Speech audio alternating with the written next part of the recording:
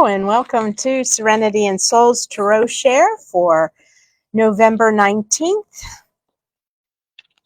I wanted to go over some of our events for the rest of the month because Thanksgiving is coming as well as Black Friday. And we're all getting ready here at Serenity and Soul to make sure that we have lots of lovely gifts for you to purchase for your loved ones.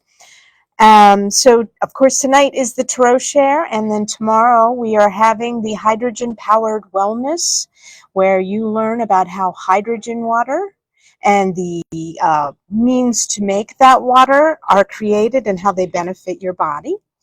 And then on Thursday, we have the Reiki Share. And the Reiki Share is from 6 to 7, and it's when all the people who are any level of Reiki come to share Reiki with other people. And we have massage tables out, and we partner you up, and you get to practice. And then our final event for November is Saturday, November 30th. We are having an Art and Soul Festival from 12 to 5 p.m. And we are having local artisans show up so that they can help you to shop local, while also being able to have it in a one-stop shop setting. So those are our events for the rest of November. The December schedule will be up and coming shortly. And we are here at 400 North Center Street in the Town Mall of Westminster, Maryland. And today we are open until 8 p.m. We have a store, we have an event center, we have wholesale. So please come and check out one of Carroll County's employers, because we do provide jobs for people in the Carroll County community area. All right, so I said something about numerology in the title. I said something about constellations. Now, numerology and the tarot go hand in hand, simply because the cards are numbered. But one of the interesting things that you can do is sort of suss out what your theme is, sort of the life path that you have, and then the cards that belong to that life path and how they sort of define the challenges and opportunities that you face. So the first thing that you would want to do is you would want to figure out what's called the life path number. The life path number is the year of your birth plus the day of your birth plus the month of your birth, all added up together. All right, so in this one, you can see I've got a 1969 birth date, year, 26th day, 11th month, right, because it's November. And that, when you add it all together, becomes 2006. And if I add each of these individual numbers together, 2 plus 0 plus 0 plus 6, I get an 8. So this person right here is an 8 constellation.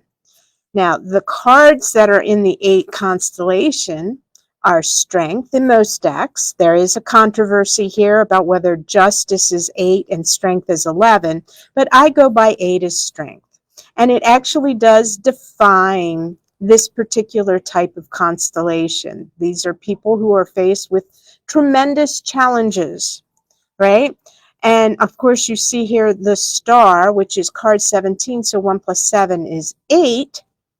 And then what happens is, this is another theme, you know, you go through something that is harrowing, and then you sort of see the light of dawn after that dark night. And then we have the 8 of Wands, the 8 of Cups, the 8 of Swords, and the 8 of Pentacles. So the 8 of Wands is a lot of energy and moving.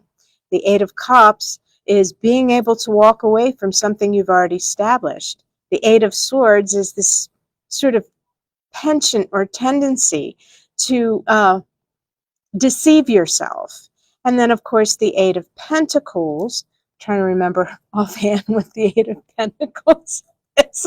I'm like looking for it. So I've got harvest. Oh, that's professional, like the apprenticeship. All right. So an 8 constellation is usually somebody who has to work hard for what they get, but once they get it, everything is great and fabulous. They know how to invest their time. They know how to walk away from things. They know how to use a lot of energy, but they also have this penchant for self-deception. So you can look at that, right? And I can interpret it this way based on whatever it is that I have. But if you come up with a 1 number or a 5 number or a 7 number, then you're going to have a different constellation of cards. And so once you figure out what your life number is, I want you to go to the deck and I want you to gather out all of them. Now, the one constellation is unique because it has a lot of cards. It has the aces, it has the tens, and it has 3 major arcana. The first of those being the magician. All right, so ones generally tend to be trailblazers. They're people who have unique individuality and they are on a quest for self-awareness and self-knowledge. So the magician perfectly represents that kind of energy. And then, of course, we have the Wheel of Fortune, which is, sort of spinning through the ups and downs of life so that you can figure out who you are. And then we have the Sun, which is that penultimate relationship of self, where there's self-love and therefore the ability to give of self. And then, of course, we have all of the aces in this, in the various suits. And these are all the seed starting points where you learn about how these elements work.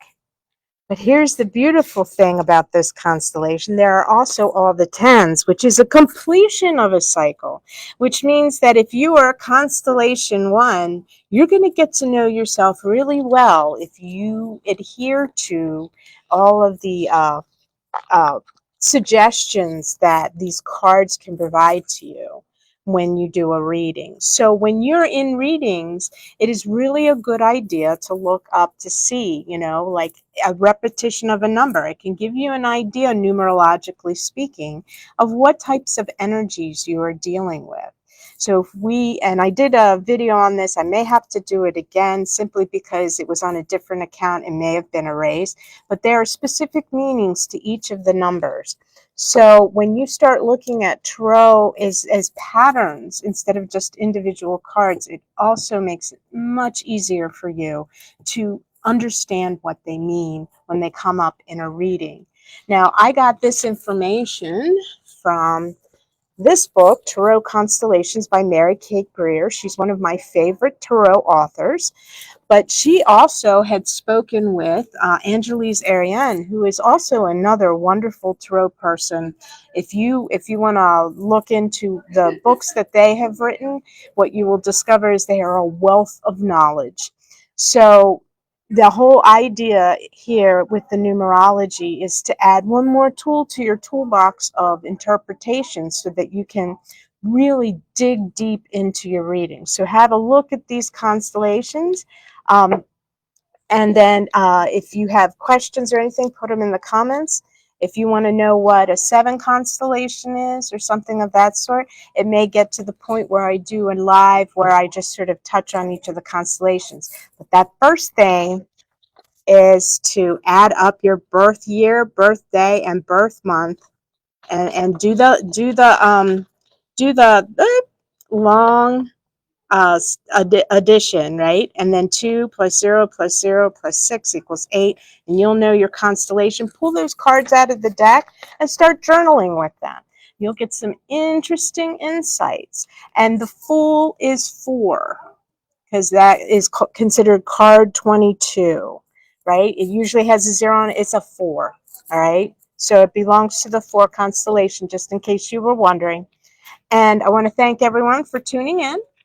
And just know that we're here at 400 North Center Street and the Town Mall of Westminster, Maryland.